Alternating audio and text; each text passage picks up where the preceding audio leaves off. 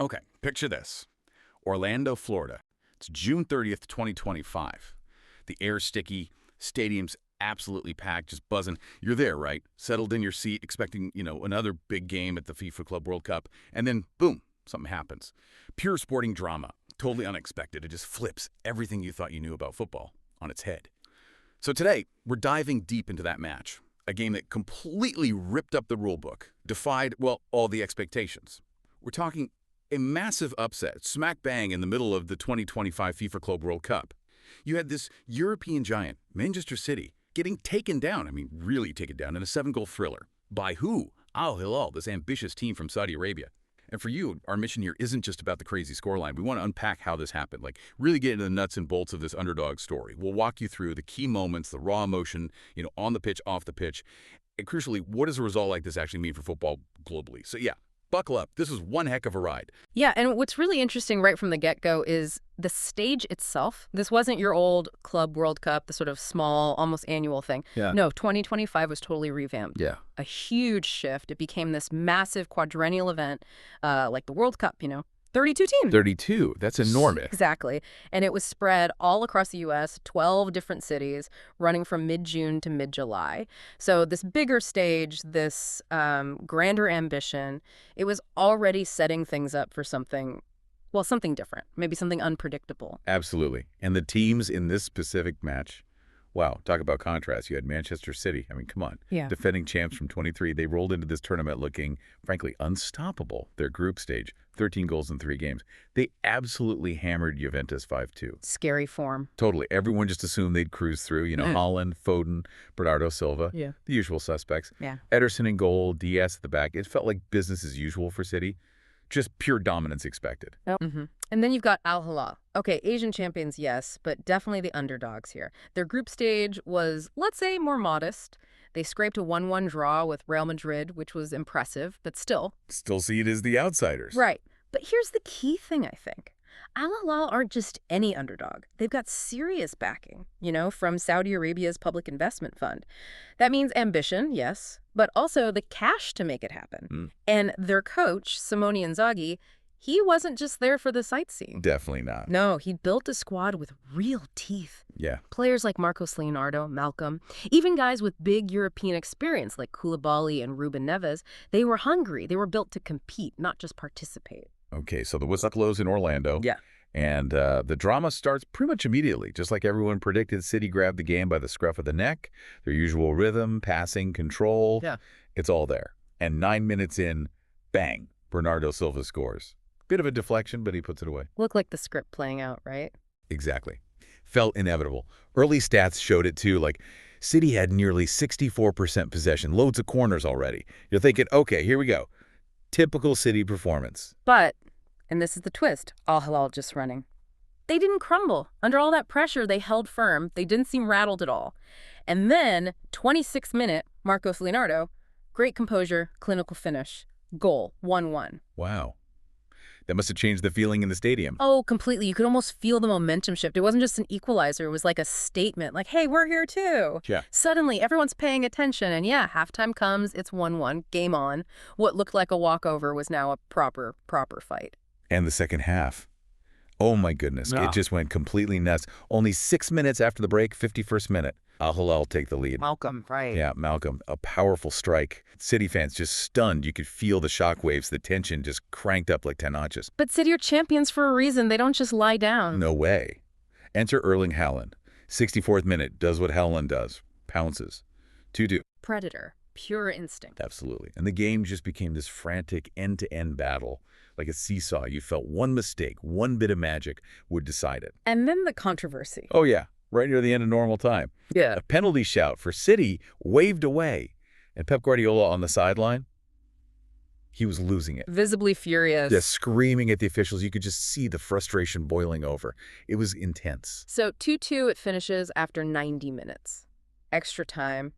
And somehow the drama just kept ramping up. 99th minute, Al-Hilal score again. Koulibaly. Kalidou Koulibaly, header from a corner. Their fans went absolutely wild. The noise must have been incredible. City. They just wouldn't die. They dug in again, found something extra. Yeah. 105th minute, Phil Foden. Moment of magic. Pure magic. A stunning goal, 3-3. At that point, honestly, everyone's thinking penalties.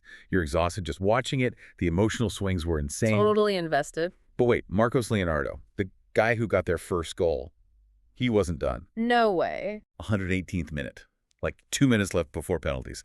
There's a header from Milinkovic-Savic. Ederson saves it, Yeah. but the rebound falls right to Leonardo. Oh, my word. Taps it in, calm as you like. 4-3, Al-Hilal. That was it. The clincher. The stadium just erupted. Disbelief, joy, chaos. Final whistle blows. History made. It's incredible. And, you look at the stats, and they almost don't make sense. They tell a story, but not the whole story. Right. That's what gets me. City had, what, nearly 64% possession? Yeah, 63.8%. Classic City. Control the ball, dictate play. But, well, possession isn't everything, is it? Clearly it's not. Yeah. Because get this, City had 10 shots, 7 actually on target, and they scored 3. Okay, not bad, but Al-Hilal. Al-Hilal had only 8 shots total. And the official stats say only 2 of those were on target, yet they scored 4 goals. Yeah. How does that even compute? It's insane efficiency, isn't it? Like surgical precision. It suggests they weren't just taking simple chances, maybe deflections, maybe scrambles, goals conjured almost out of nothing. Every single sniff of goal, they buried it. Exactly. Clinical doesn't even cover it. And you have to talk about their goalkeeper, too. Yassine Bounou. Right. He made 6 crucial saves. 6 times he kept City out when they probably should have scored. Meanwhile, City's keeper, Ederson, 0 saves recorded. Wow. Now, that's not necessarily a knock on Ederson. It just shows how few clear-cut chances Al-Hilal maybe needed on target, but also highlights Bounou's massive impact. He was immense. It was this blend of resilience, efficiency, and, yeah, brilliant goalkeeping. Strategic masterclass, really. And beyond the tactics and stats, the Yeah. human side, it's just as compelling. Simone Inzaghi, the Al-Hilal coach, you could just see the pride radiating off him. He said something really powerful afterwards, didn't he? Yeah, he basically said, our goal was to be among the best teams in the world. We didn't come here just to have fun. That's a statement. Absolutely. Tells you everything about their mindset. They weren't just happy to be there. They came to win. Mm-hmm. And then you contrast that with Pep Guardiola. We saw him losing his cool during the game. Yeah, that non-penalty call. Right. But afterwards, he was surprisingly, maybe admirably frank. He just flat out said Al-Hilal deserved it. Admitted City had chances but didn't take them. Takes a big coach to say that after a loss like that. It does. It really underlines how completely Al-Hilal grabbed that moment. But the story that really hit me, the real, emotional core of it all, Marcos Leonardo, the match winner. Ah, yes, his dedication. Dedicating his goals, the goals that shook the football world, to his mother. Apparently, she'd just spent 70 days in ICU. He just said, "This is for you, Mom." Wow. Puts it all in perspective, doesn't it? It really does.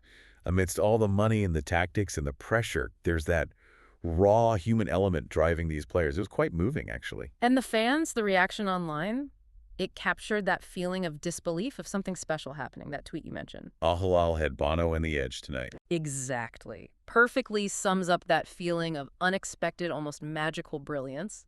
And the proper news outlets, too. BBC Sport calling it a thrilling tie. This wasn't just a shock result. It was a genuinely epic match that got everyone talking. Which brings us neatly to the bigger picture. What does this actually mean? For Saudi football, this is, well, it's massive, isn't it? Undeniably, it's proof of concept for that investment from the Public Investment Fund. It shows they can attract talent, build competitive teams, and actually beat the established European elite. It shatters that old perception, maybe, that Middle Eastern clubs are just playing catch-up. Completely. And look at the tournament bracket now. Al-Hilal go on to play Fluminense. That guarantees a non-European team in the semifinals. That is a big deal. It's a huge signal. Maybe the start of a real shift in global football's power balance. It's not just a given anymore that European clubs walk these tournaments. And you have to think this result will just pour fuel on the fire for other clubs in the region, right? More ambition, more investment. For sure. It could have a real ripple effect, a broader reevaluation of where the best football is played or can be played. And for City, look, it's a tough loss. Pep will analyze it. They'll probably learn from it. But for football fans everywhere. It's kind of beautiful, isn't it? Yeah. It's that glorious unpredictability.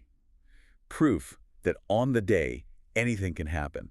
Grit, tactics, maybe just that little bit of magic. Yeah, It can topple giants. absolutely. So this game in Florida, it wasn't just about 90 minutes or even 120. It was a statement Yeah. about ambition, resilience, strategy, beating the odds. It really did redefine expectations. So as we wrap up our deep dive into this incredible upset, this Al-Hilal victory over Manchester City, it leaves us with a thought, doesn't it, for you listening? In a sporting world, and maybe even life in general, that feels increasingly driven by data, by money, by predictable outcomes. What is it? What are those untamable bits, the human spirit, the clever plan, just sheer guts that keep managing to make things so wonderfully, maddeningly unpredictable, and ultimately just so thrilling to watch?